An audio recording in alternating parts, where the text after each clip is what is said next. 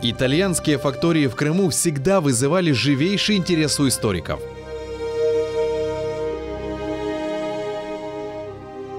Им приписывали полный контроль над частью южного берега Крыма и процветающую торговлю. Отчасти это было так.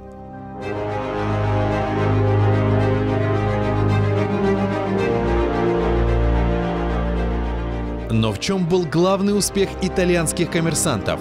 На что пошли генуэзцы, чтобы вытеснить венецианцев? Каким нелегальным бизнесом занимались генуэзцы? И как они повлияли на исторические события, сыграв свою роль в становлении будущего государства крымских татар?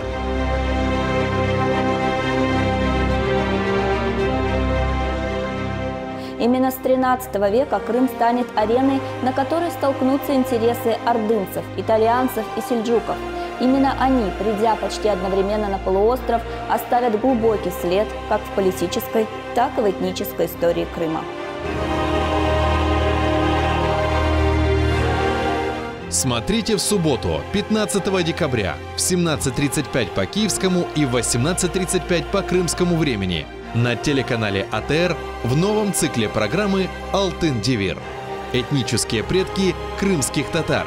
Часть 11. Венецианцы и генуэзцы.